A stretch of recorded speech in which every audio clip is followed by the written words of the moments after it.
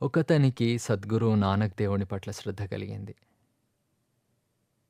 ఎంత మంచి జరిగింది, ఎంత మేలు జరిగింది. కానీ అర్థం కావాలి. అప్పుడే కదా మేలు జరిగేది. ఆ శ్రద్ధను, ఆ భక్తిని సరైన దారిలో పెట్టినప్పుడే మేలు జరుగుతుంది. ఆయన చెబుతారు, కిమ్ సచియారా హోవియే. మనమేమో సచియారా ఏ పనులేమీ చెయ్యం. ఆయనంటారు, థాపియా న జాయ్ కీతా న హోయ్ అప్పో ఆప్ నిరంజన్ సోయ్. ఇవేవి చేయనే చెయ్యం కదా మనము. చెప్పినవేవి పాటిస్తాం. ఎక్కడ చిక్కుకపోయాం. ఆయన గుణాలను గుర్తు చేసుకోండి.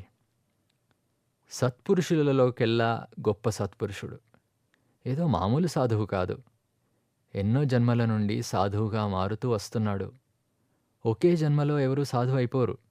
ఎన్నో జన్మల నుండి సాధువుగా అవుతూ అవుతూ వస్తున్నాడు. ఈ జన్మలో చిన్నతనం నుండే సాధు స్వభావం.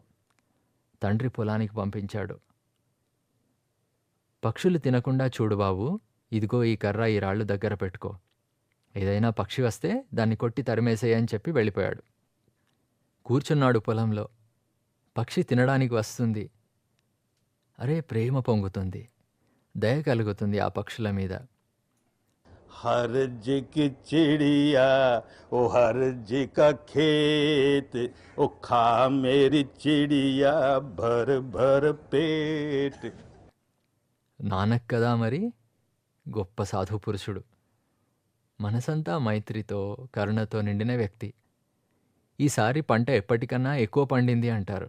ఇదేమీ చమత్కారం కాదు. విషయం అర్థం చేసుకోవాలి. సృష్టి నియమం ఇది.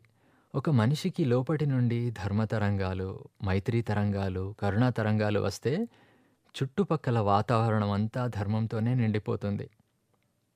ఇక ధర్మంతో నిండిపోగానే అంతా మంచే జరుగుతుంది. దానంతటదే పంట పెరుగుతుంది. ఆ స్థితికి చేరుకోవాలి కదా. మనసులో దయ పుట్టాలి కదా. ఎంత దయ ఈయన మనసులో. తనకున్న సమయాన్నంతా ఇతరులకు ధర్మం పంచడానికే ఉపయోగించేవాడు. మన దేశంలోనే కాకుండా ఇతర దేశాలకు వెళ్ళేవాడు. ఇప్పుడంతా సులువే, కానీ ఆ కాలంలో రవాణా వ్యవస్థ సరిగ్గా లేనప్పుడు కూడా దేశాలు తిరిగి ధర్మాన్ని పంచిపెట్టాడు. జనులకు మేలు కలగాలని చాలా కష్టపడ్డాడు.